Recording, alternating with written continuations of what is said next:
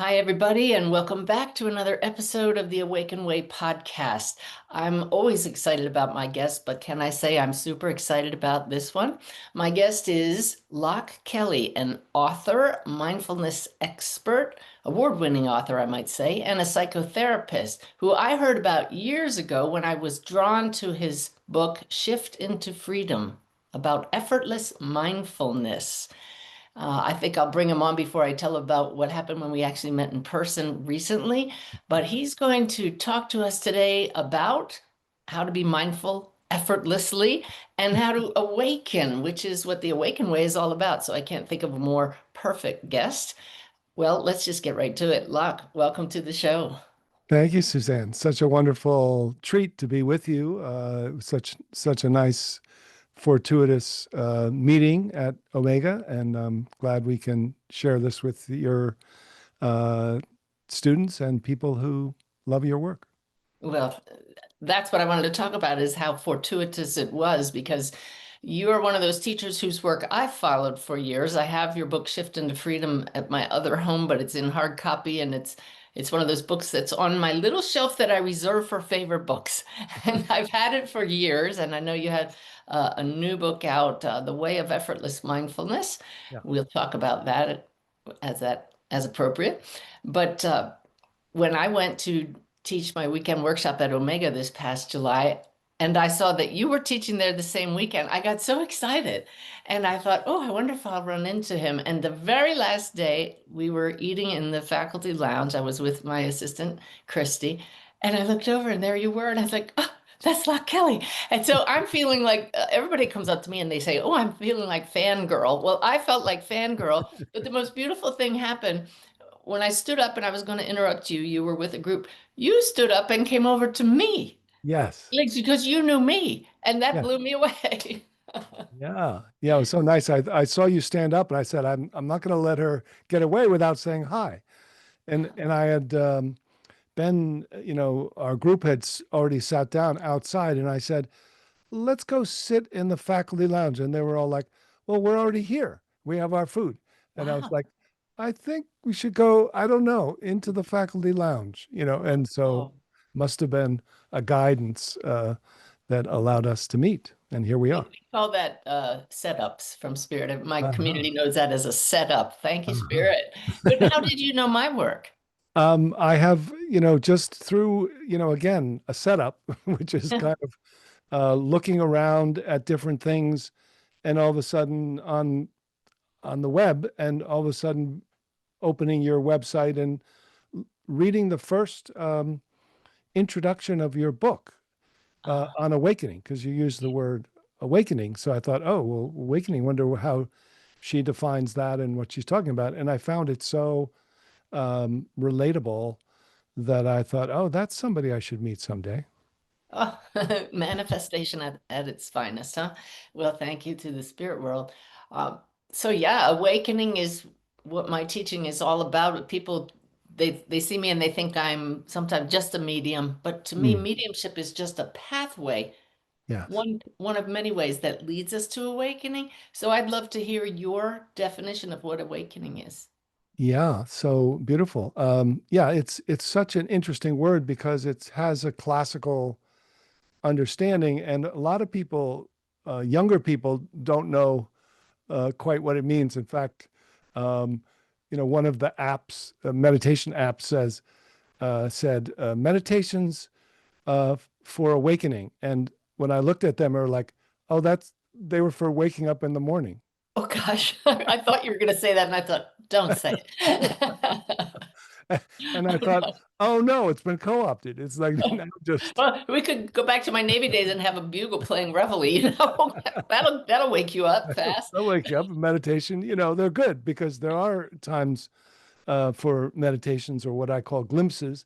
And I don't know why I'm jumping in here, but one of the best times is actually to do these glimpses is in that liminal state between sleep and getting up out of bed. So rather than going and sitting and meditating, there is a time where I recommend uh, people kind of hit the snooze alarm and roll over on their back and either listen to a glimpse, which is just a short micro meditation or direct access to your own already awake consciousness, and then transition from that dream and sleep to awake embodied consciousness, and really meet those parts of us that are like, get up and do these things, and thank them for their, and not identify or be centered in them, but transition then right out of bed into your day from more awake consciousness. Yeah, well, So, I want to have everybody hang on here. Don't click because we are going to get to these glimpses. And if you'll yeah, honor us later, I'd love for you to lead us through one so people sure. will have an actual personal experience of what you're talking about. But getting back to awakening, what is Yeah. your old school definition? Yes. So the old school um, is that, what I was kind of talking about is that there seems to be, as many of us know, we get into this chattering mind or this sense of uh, dissatisfaction. So the word in Buddhism for suffering uh, is dukkha, and it's often translated simply as perpetual dissatisfaction. So Mm. it's almost like the constellation of consciousness, the identity or the level of mind that we move from as a child who's dependent, and then we learn to be independent. We go to school age and we develop this kind of smart, I think, therefore I am personality. And we think, oh, that's me. I got to try harder, be smarter, faster. And that's kind of being asleep or in another kind of dream of a lower way of operating. And the awake consciousness in this tradition that I come from, which is kind of a wisdom tradition, says that the awakeness, the love, the freedom, the connection to something greater than ourselves that's subtler and loving is already inherent within us. It doesn't need to be earned or created or developed. And so just shifting or dropping or opening or surrendering or including Yeah, all of that. any of those words that are also words that are important to kind of feel what is that move, because for me it literally is a tuning in, or if you let go, what are you letting go into? So the awakening is describing what you let go into. So, I started by saying what we shift out of or awaken from is this small separate self, this kind of mental mini me that is a personality based part of us. And, in my experience, it's not something to get rid of. It's not an illusion. That ego manager part of us that has been the central figure, it's just overworked and underpaid and, and needs a vacation. Yeah, this is so great listening to you because you have a lot of videos online and guided meditations, and I've heard your voice over Uh, the years many times, so it's great to be talking with you. But I listened to you also speaking about shifting and letting go, and so yeah. many people who follow my work know I have a 7-step process to connecting with higher consciousness, and two of those steps, it's the Bless Me method, and that's an acronym. But the S and the S are surrender or set aside the identification with the ego story and shift. Mm. And I've been teaching that. It's one of those cases where a lot of people talk about shifting, but that's why I was drawn to your book, Shift into Freedom. I was already teaching the shift, and we're just very aligned. But I love how you're talking about shifting to what's already here. Yes. Yeah. Because there's what I call shifting out of, and then there's a gap of just resting or letting go, or maybe surrender is first and then you shift, and then you surrender again. But Yeah. you allow or receive or connect, or the the Tibetan word for meditation is often translated as familiarize.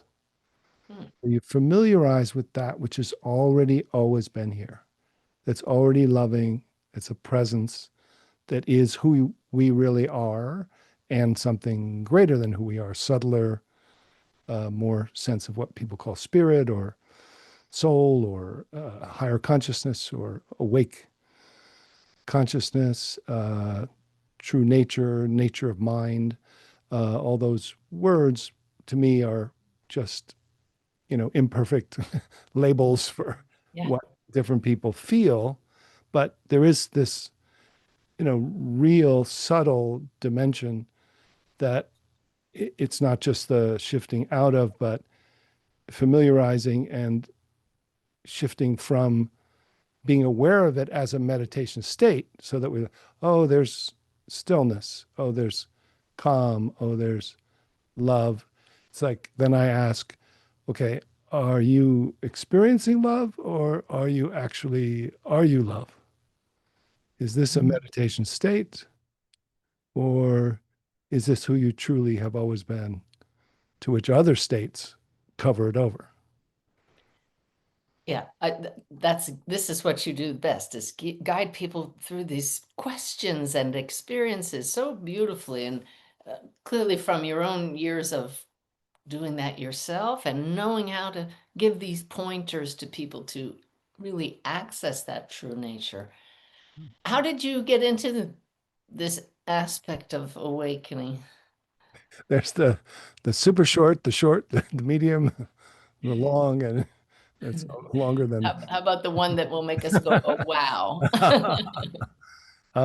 Okay, yeah, so one of the, as we look back and people who are listening may notice this themselves, it's only after you kind of start to recognize what awakening is in connection to something higher self or higher consciousness that you look back and you say, oh, right, when I was 4 years old and 8 years old and 12 years old, that was what that was.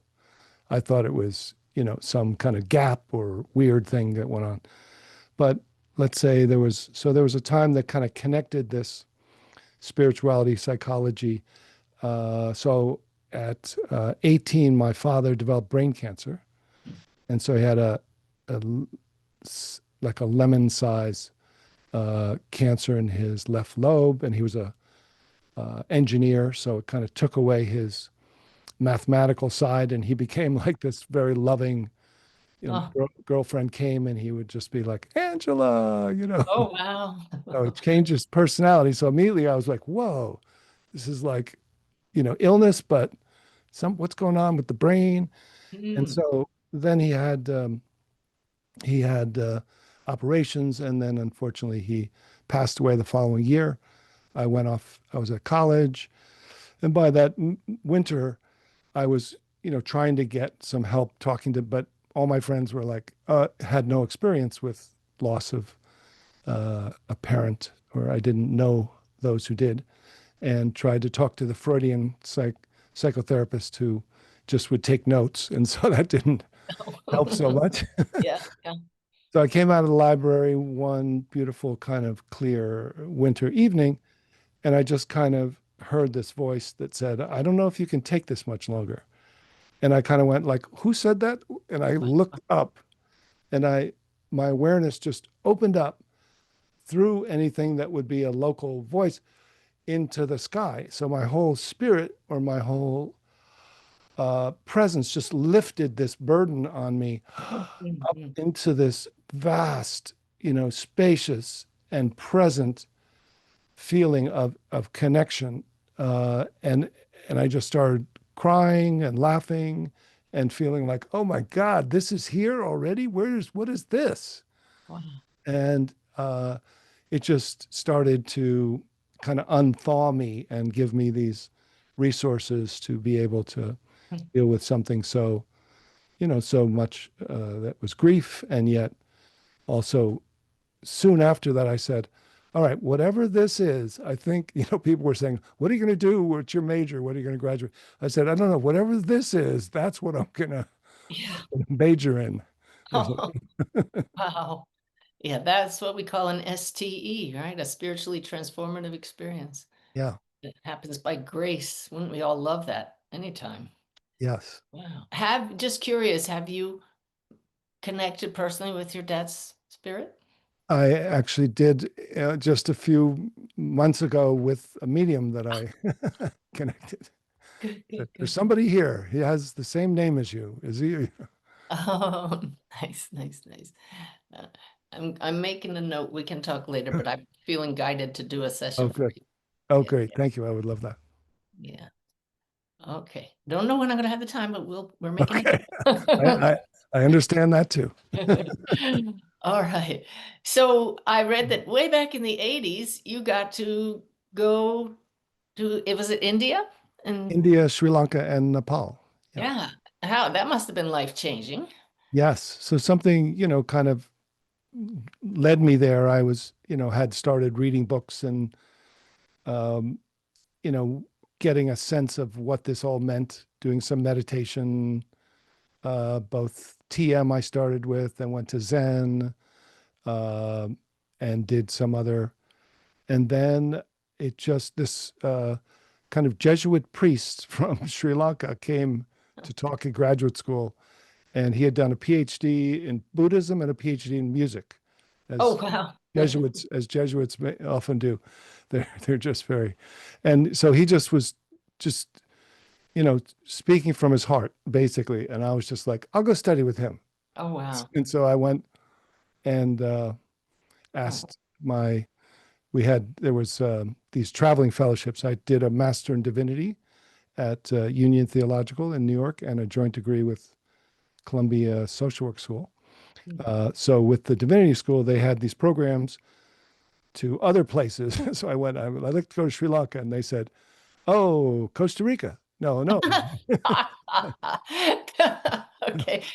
Somebody should take a geography So class. I said no, because we don't have one there. I said I know, but maybe we should make one.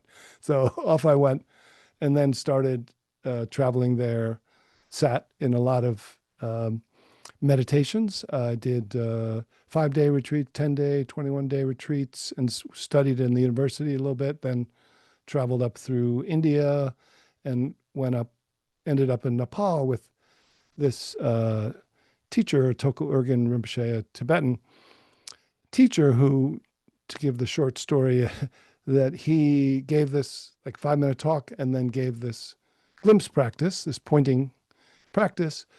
And I immediately felt this, this, the way I felt at the end of a 21-day meditation retreat in 21 minutes. More goosebumps. Yeah. So I thought, So oh, and he just explained, well, that's because it's already here in you. You don't have to do anything.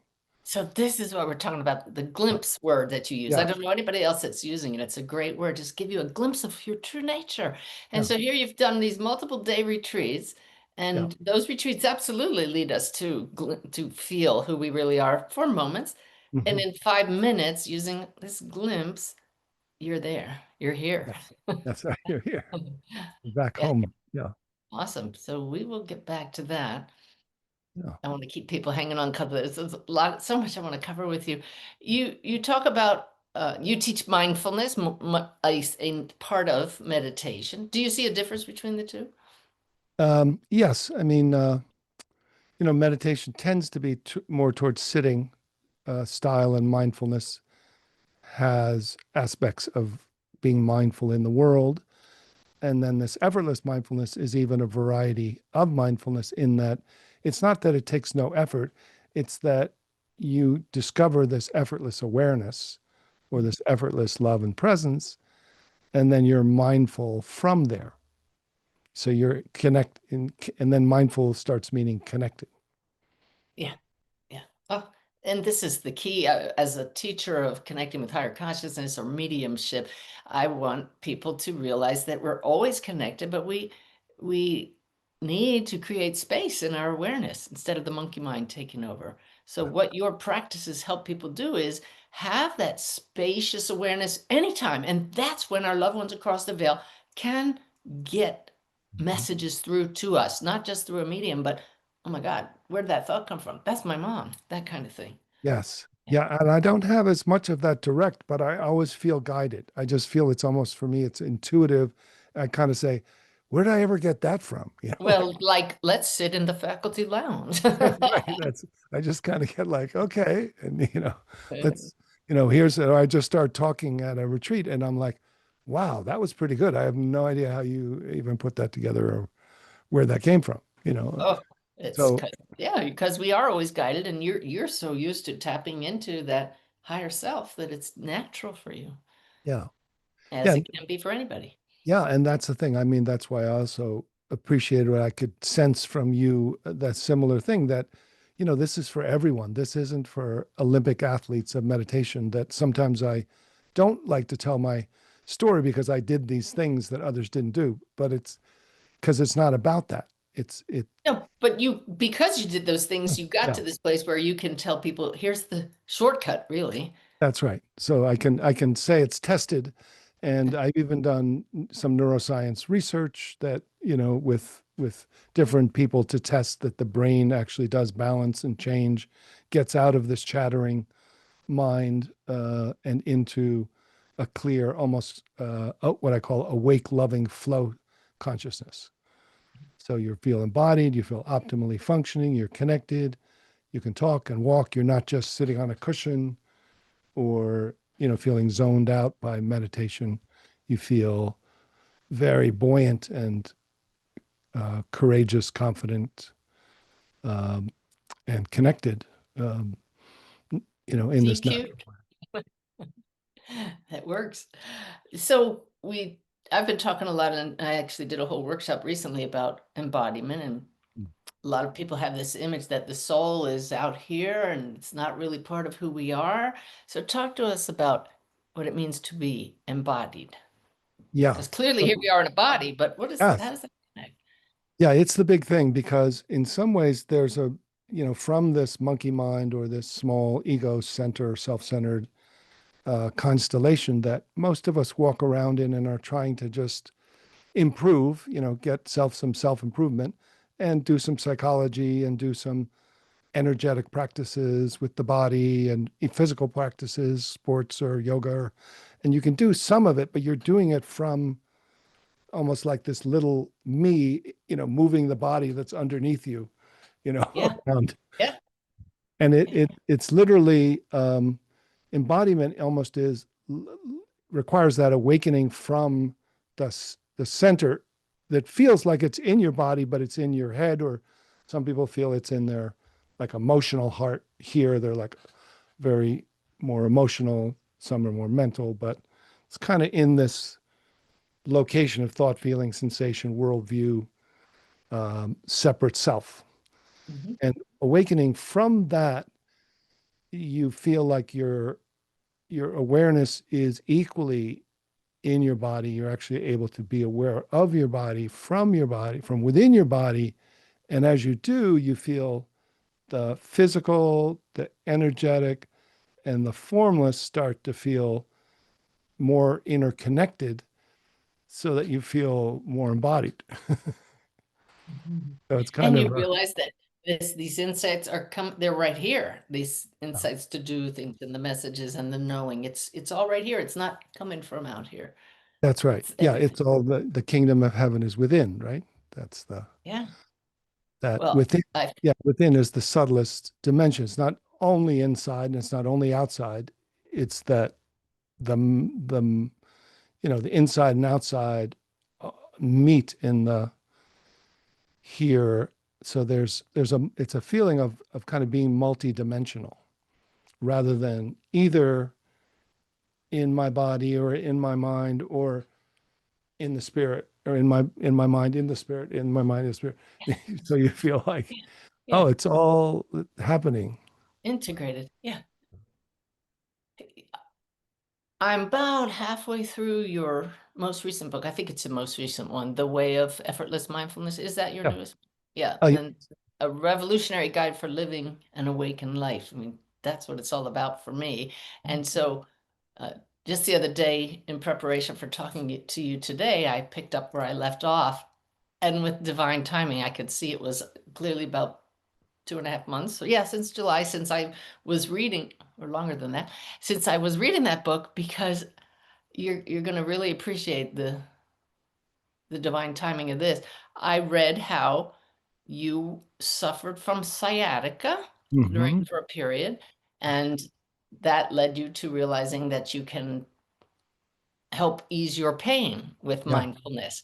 And I have to tell you that I have just come out the other side from 2 months of agonizing pain with sciatica for the first time in Wow. my life.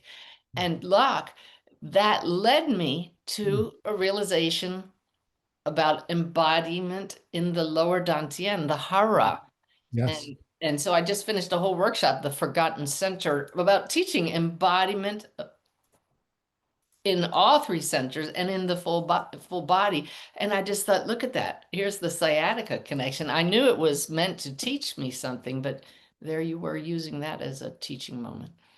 Yeah. And it's that, binding to this center in our head that once that's released, then a pain signal, let's say it's from your hand, let's say it's just something simple like arthritis, can come up and go to this bigger awake mind, this whole bodied, and there's more space for it just to be registered as, okay, something's going on.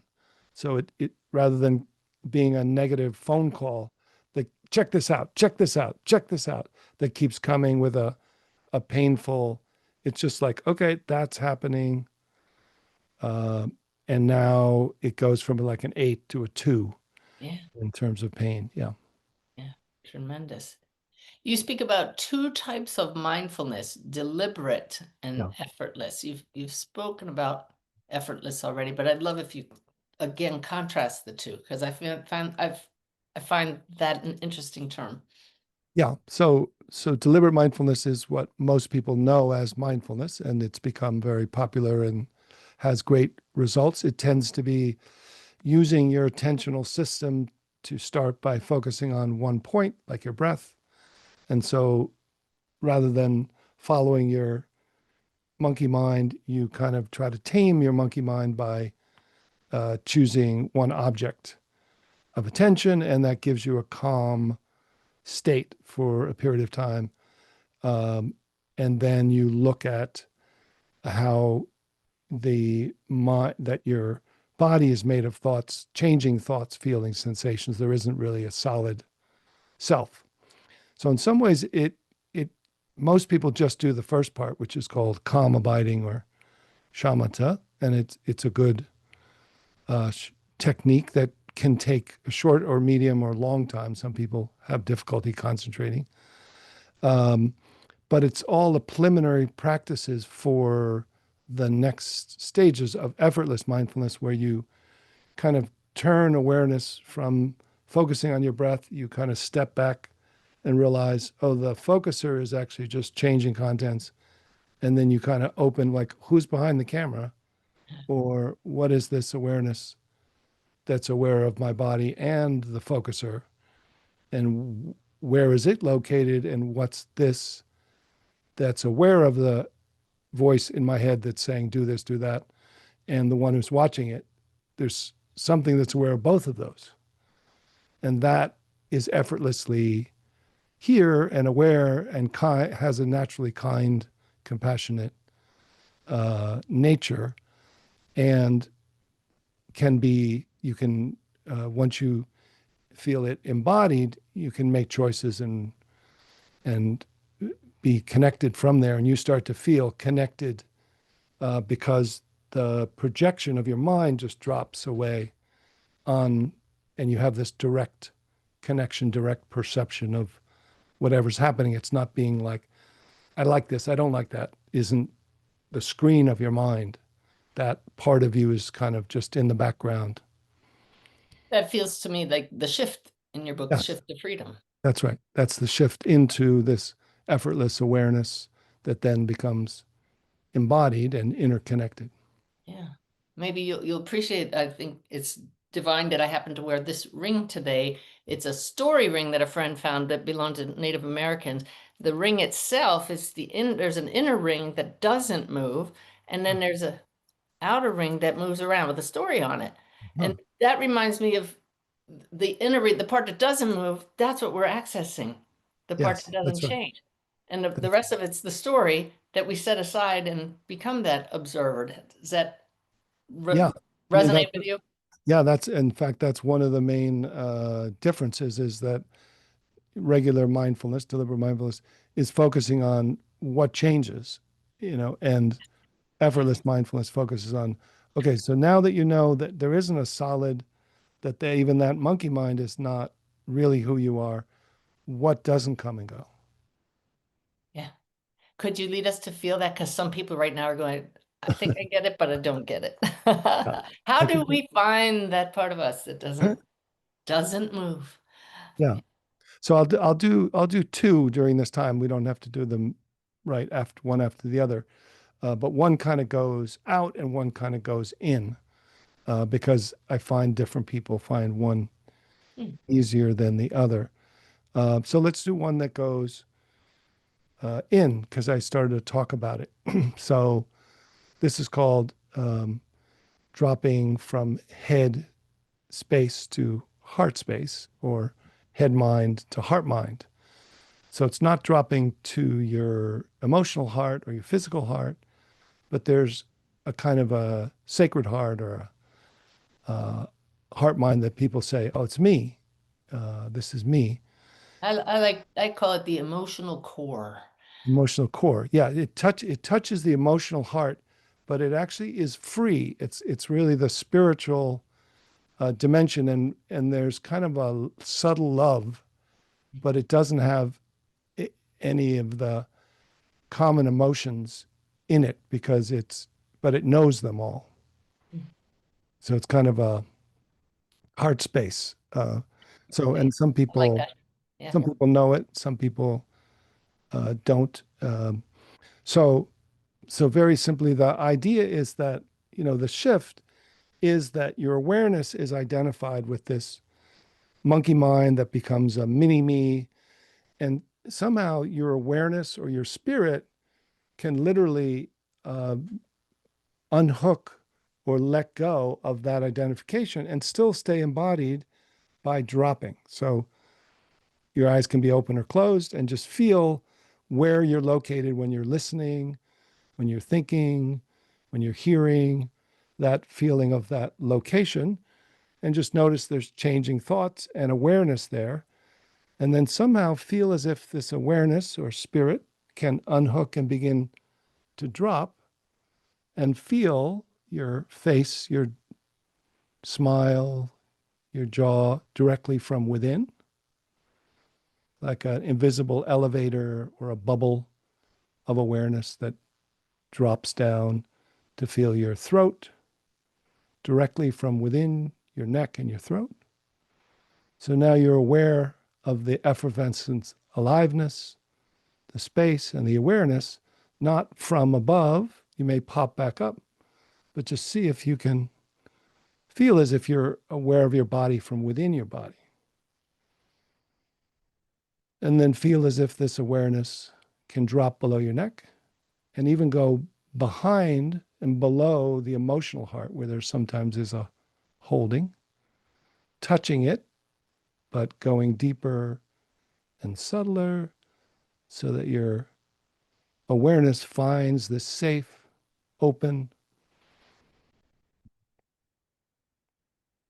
awake space, and let it like move like a living stream and then become as if you're returning home.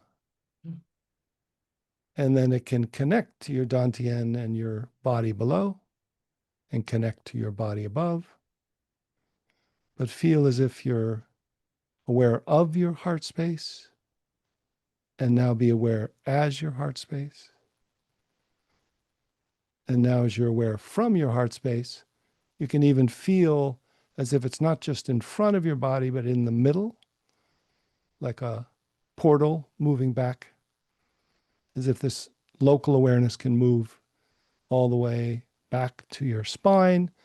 And then, interestingly, see if the awareness can open at the speed of awareness until it immediately finds the awareness that has your back, the spirit that has your back.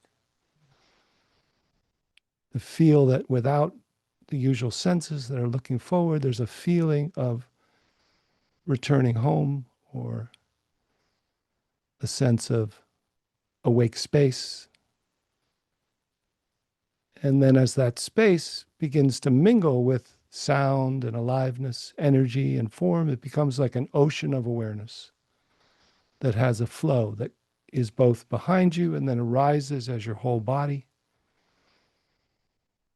and then almost looks out of the eyes of your heart at everyone and everything, kind of sending and receiving. May all beings be well and happy. May all beings awaken to their true nature. May all beings find loving connection and treat each other with respect and integrity. And then breathing back in, feeling as if all the information from the office of your head can just come down by Wi-Fi so you can stay at home in your heart. Your eyes can even be like a periscope coming down to this heart center. So even as your eyes open, if they're closed, your ears are open, looking out of the eyes of your heart, feeling that connection, the support of the spirit or awareness behind you, embodied and interconnected.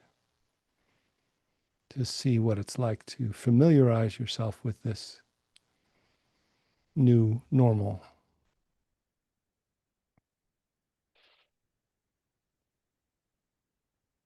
So great. So there, I know that some people might be, for the first time, stepping out of their head and saying, I don't get it. They've never tried a different point of view. And Yeah. other people, well, even those same people that never did it, would have just said, wait, it just got quiet. Yeah. And that peace, when you get out of the head, Yeah. it's phenomenal. That was beautiful. Yeah. So yeah, as you can see, it's just, and there's different, there's hundreds of little ones like that. That's not about like one type of meditation. It's all about what shift works for you. What's the doorway and what's some obstacle. Some things don't work, some others don't.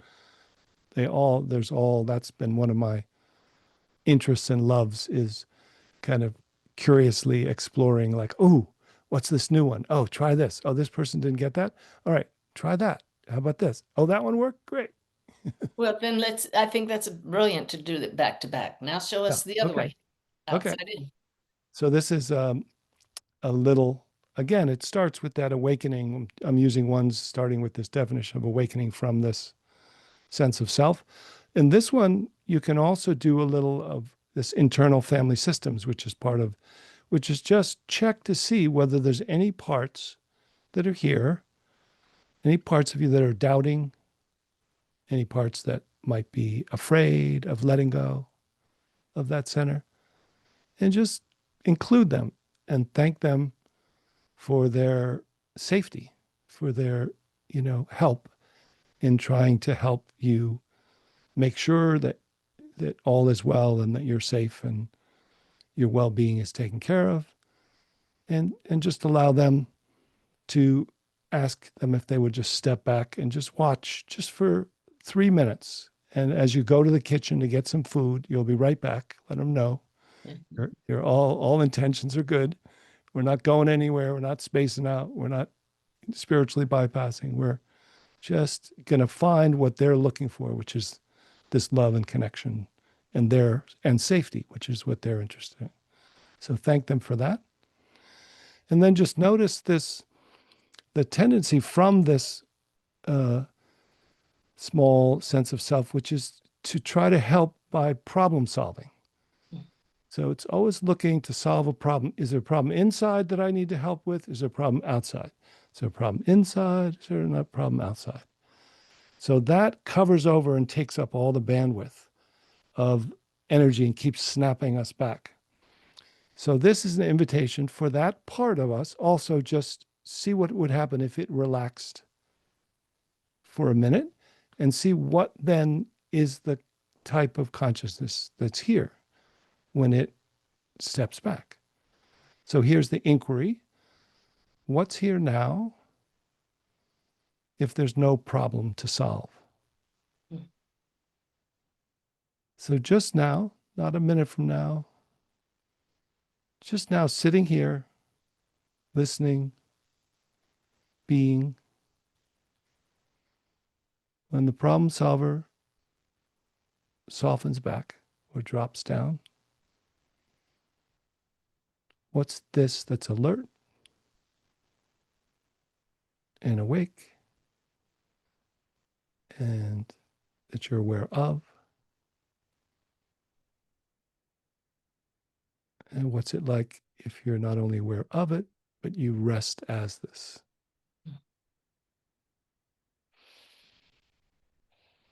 And then as this subtler awareness, what's the relationship to vibration, sensation, feelings, thoughts, your body, and the room without losing it, just including everything and welcoming.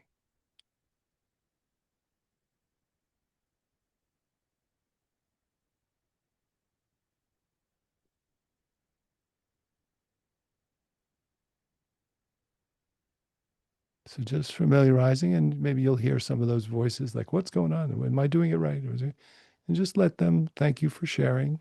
You know, let them and stay home and familiarize with this peace of mind, alert, clarity, and subtle awakeness that we're talking about.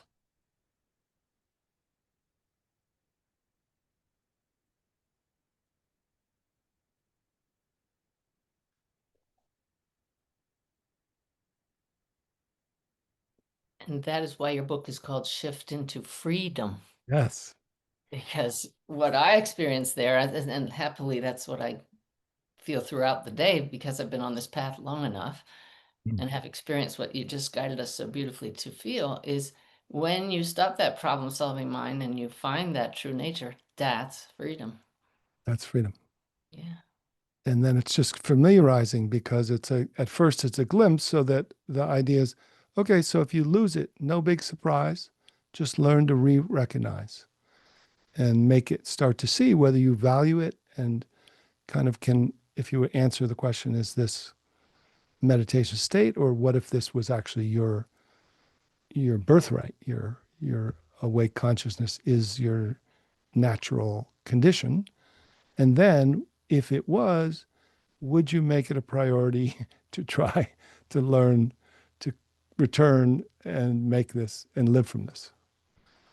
Well, And I encourage everybody listening and watching to make it a priority because it will bring you a state of freedom. And, we always like to get to the so what of all of these episodes. And the so what here is freedom, joy, peace, love, lack of suffering, and creating again that space to get messages from those you're grieving. Yeah. yes, that's right. Yeah, and to really feel grief. And that's the other thing, is with the psychology and this awake consciousness, there's so much more space to grieve, to allow what, grief as the healing feeling, as a way to be a type of love that loves so deeply, and goes through the necessary human pain. I mean, even elephants grieve, right? So and other animals, of course. So to be present and to be with others, it brings us to find support, um, and then connection as well. Yeah. Beautiful. You have such a lovely energy. Goodness gracious. I'd love if you shared some of your uh, service that you've been involved in there. You live in New York City, I believe, and I was reading on your website about some of the beautiful things you get involved in. Yeah, I mean, I try to reach out to communities of high school students that I go into classrooms, or other Mm. volunteer groups. Was I worked with 9/11 survivors for a long time, and did grief groups with those families. Um, Homeless shelters, right? Shelters, yeah, created shelters and soup kitchens during particularly times that was really difficult. And yeah, like one of the high school, I did one of these meditations, glimpses, where you open your eyes up and drop down. I could do that one too, but the I can thing hear that I'm everybody's going like, yeah, yeah, yeah, yeah. Let's do it. I mean, just before you do, how many of these glimpses do you have? Do you create some ad hoc, just as yeah we go, and then, but you also have like 100 of these yes that you, I have over hundreds of them, yeah, and that's why I made an app, because uh, they're really just experiential.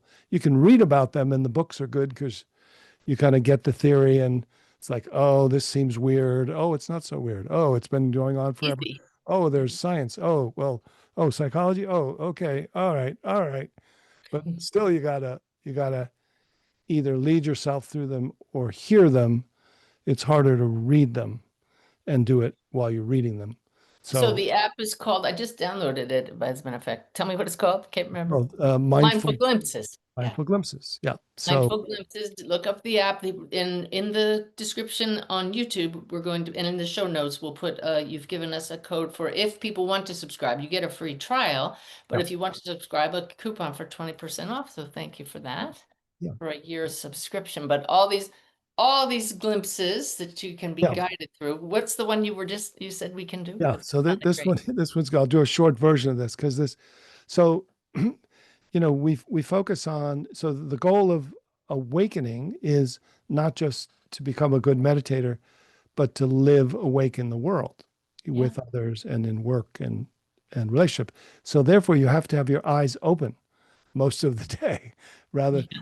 So the our grasping mind is kind of the first obstacle we've been talking about a little bit. How it chattering mind and monkey mind and problem solving mind, and you know that gets that the difficulty is that we can live from it. So we can live a life that's not so happy, but trying to be happy from this limited operating system, and we don't wake up from it. But the next sense, so in Buddhism, thinking is considered the sixth sense. There are five senses that we all know. And then thinking is just an organizational sense that's just taking pictures and naming and labeling. So saying I think, therefore I am makes, no more sense than I hear, therefore I am. It all comes to awake consciousness. Yeah. So the next sense is seeing, which the grasping mind that's trying to solve problems grabs hold of seeing and starts to use it to scan for danger all the time. So if we can return the eyes to their natural state, then we can walk around more easily. So hearing is a little more natural. If you hear sounds in the room now, or you hear sounds from the listening to what I'm saying, it feels like it's coming from somewhere, traveling through the air, sound waves, and coming to your ears. It's like receiving, right? Hmm. But if you see something and look at something and see an object and look at another object, it feels like it's like seeing is almost, it feels like your hand goes out, like the arrow goes this way, right? Oh, Yeah. look at that, look at that. But actually, so now this series of pointers start. Light, the way your eyes work is similar to your ears. Light reflects off of objects and comes to your eyes. Seeing is receiving. Huh. It's not going out like grabbing, holding like your hands. Your hands go out to get something. Your eyes receive. So feel like your eyes can rest back and receive. And then feel like they're just kind of floating and they're starting to be connected more to the awake mind. So you kind of, instead of pinpointing, feel like you have kind of a soft lens around you. And then similarly, your eyes are kind of resting, just looking forward. But as your awareness starts to move around to the sides, you can breathe in and smile. and feel like it's like your peripheral vision opens when your awareness moves, but it's actually you're opening your view, you're unhooking from the grasping mind, and your awareness is becoming more primary. As your awareness moves to the side, it can let go of seeing, become aware of the space in which sound is coming, going to your ears, and then somehow feel as if the awareness continues around to be aware of the space that has your back. So you have this kind of open view. So you're opening and connecting to this field of awake space as awareness mingles with space and then feels this 360-degree above and below, higher, deeper, wider, front, back, within. And then feel as if not only you're aware of this open view, but rest as this open view. And then as you take a little deeper breath, feel more into your body as you let out a sigh. Ah. Definitely. And then feel that this all information from your senses is going to this spacious, pervasive mind. It doesn't have to go to thought. Thought can go to the awake mind, and all the senses don't have to go to your eyes are released from grasping mind. Yeah. Yeah. This is reminds me of I had that experience many years ago and started having a conversation with this state of just being. Yeah. It's like, what do we call this? And I heard this here now, aware awareness being. Yes. I was like, so I tried to make an acronym of that, and THNAAB is not a really good acronym, but it's I did a whole workshop on that on understanding we are this here now, aware awareness being. You call it in your books awake awareness. Yes. Right? Awake awareness or awake loving flow is the active version of it. You're in this flow consciousness that's awake, it's loving, and it has a connected flow to it. So there's movement and dance and interaction and give and take. And then some parts get triggered, and then you're kind of, oops, there you go. You're able to see. That's kind of the psychological part. You start to feel like you're not just always, you know, in perfect balance, that there are, trauma parts and parts of us that get triggered. And when they come up and now can become up to this kind of loving presence. So you're like, and then, oh, right, okay. And you start to do this dance of to yourself and then with others who start to use your name in front of something, you, blah, blah, blah, blah, blah. And then you're like, oh, that poor person. You start to see that they're caught and you let it kind of, you feel the hot potato doesn't stick. You start to feel this. That's why I do that thing with the awareness behind your back and this kind of gossamer curtain heart. So people, kind of try to send energy. It kind of goes, touches you, but it goes through to something greater than you that can handle it and then comes back to There's connection. such a difference between reading this, which makes sense, and you kind of squint and say, I think I get this, between having you guide us. So your courses, your audios, your app are just Yeah. fantastic. I laughed when you talked about, dancing. I found this little heart-shaped dish at a gift shop Ah. this past summer, and I bought it because in the middle it says, "Let's dance." That's it. I keep it here so when I'm getting ready to do a reading for someone, I know that people's loved ones across the veil are right here. I just Mm. have to shift to Yeah. that free state of this here now aware awareness being and Mm. just be and dance with the Mhm. fields of those spirits that come in. That's what it's all about. And so that's why your work has really helped me in my journey years back when I said, "Oh, that's what I'm doing," but he shows people how to get there. So I'm excited to share you with Yes. the folks that come to me because they want to know how to make that connection.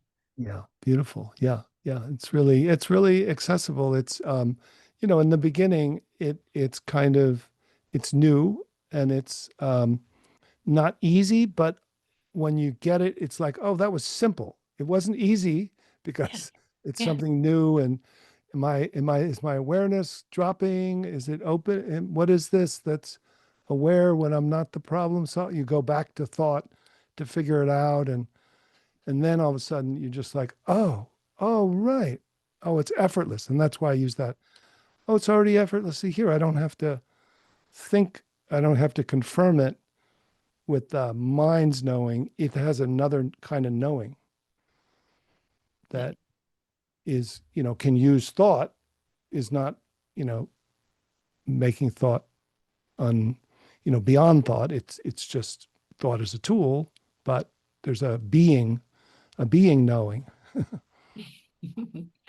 So I like to kind of hear the thoughts of people that I know will be listening to this and Yeah. hear what questions they might have. And I remember well over a decade ago when I was reading some of your work, and it talked about unhooking Mm. your consciousness and going up in the corner of the room.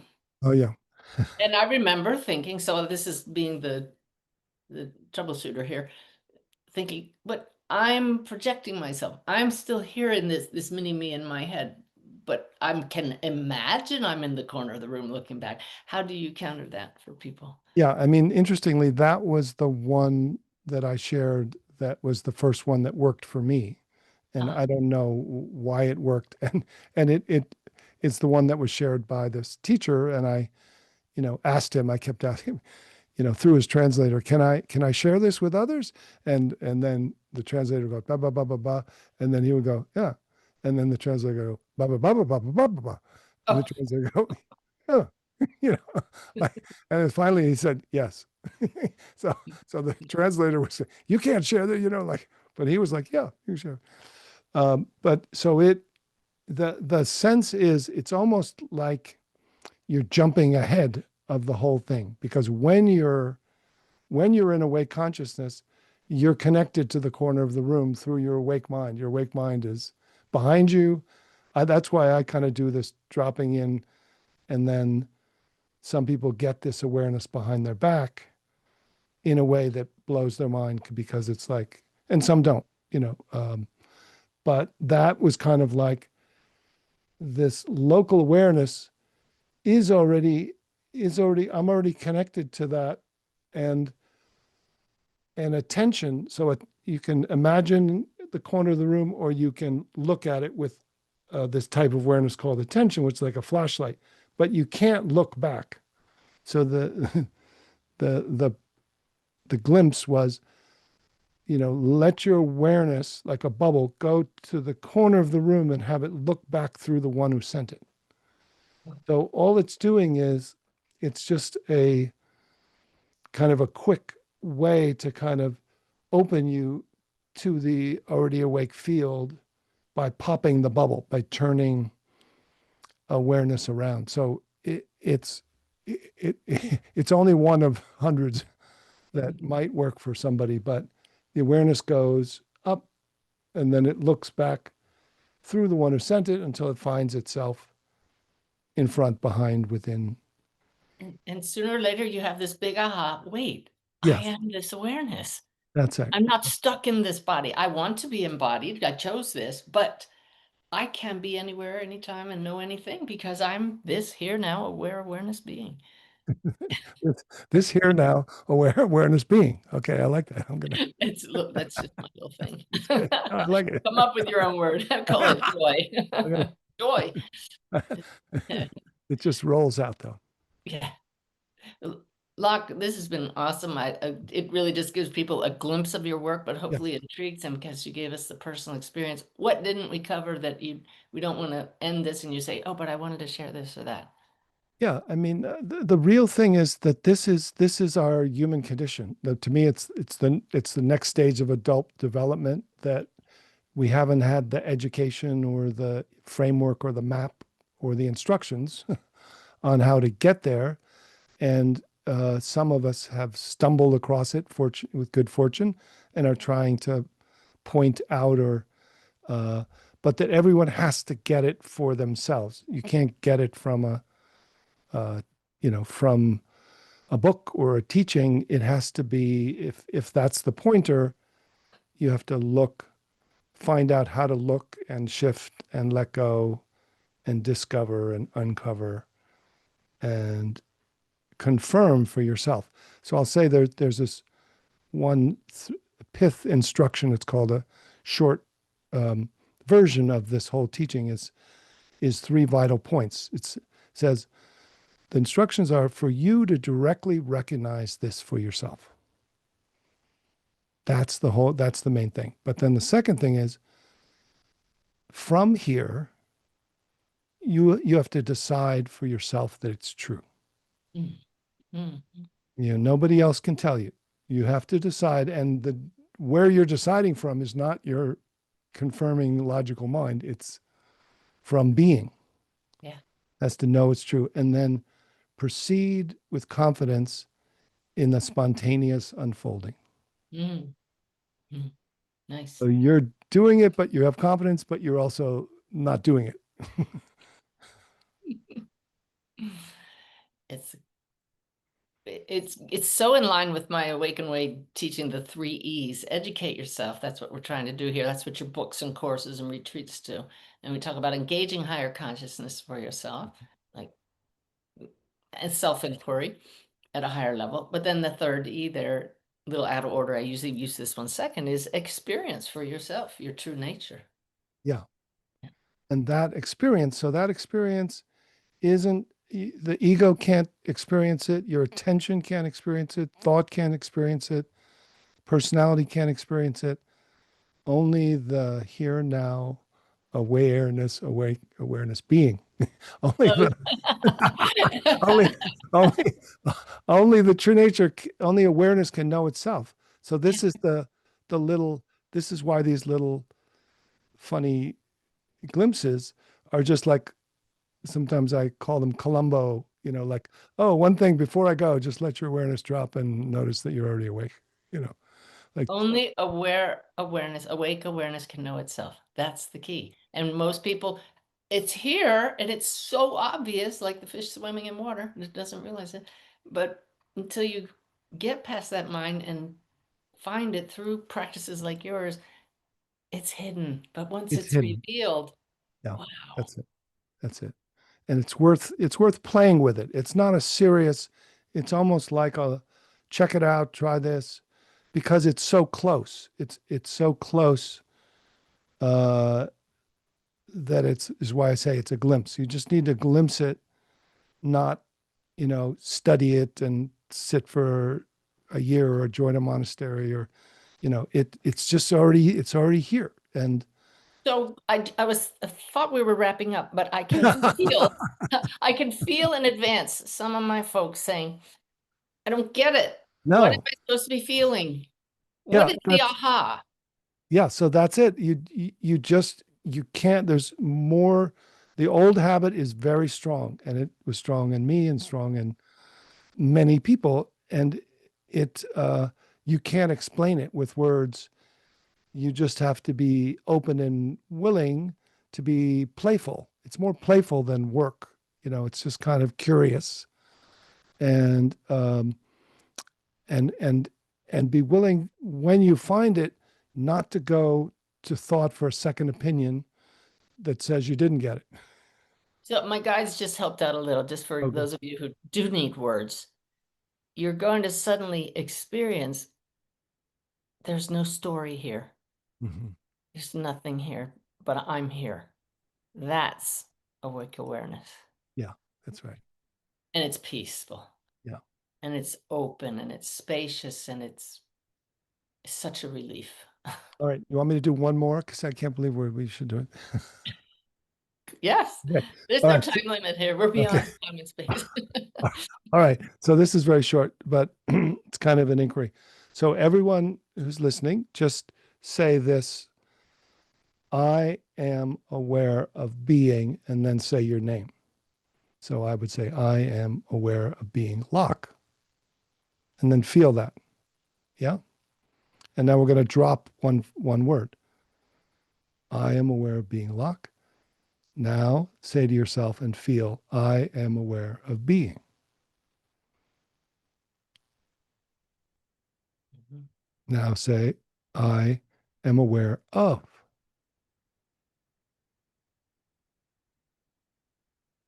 Now say and feel, I am aware. Now say and feel, I am. And I. And then let go of all of it. It's this beautiful stepping back. Yeah. Yeah. And if people can do that when they feel all that human stuff and the conflict and the chaos and interpersonal stuff come up, just step back to there and just be. Yeah.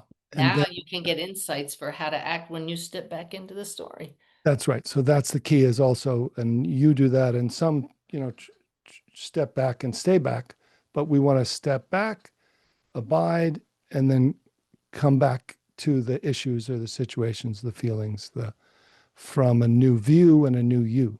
That's it. That's it. Yay. Okay. Now we're done. We can, we are complete. We are completed. We have achieved liftoff. Yes, thank you so much. So lochkelly.org is your Yeah. website. We'll Yes. have a link on the show notes and when your Mindful Glimpses app, we'll check that out. And I just thank you so much for making the time. Yeah. Thank you, Suzanne. Wonderful to connect with you and be with you. Indeed. All right, everybody, wasn't this great? You go out, have a great week. We'll see you right back here next week.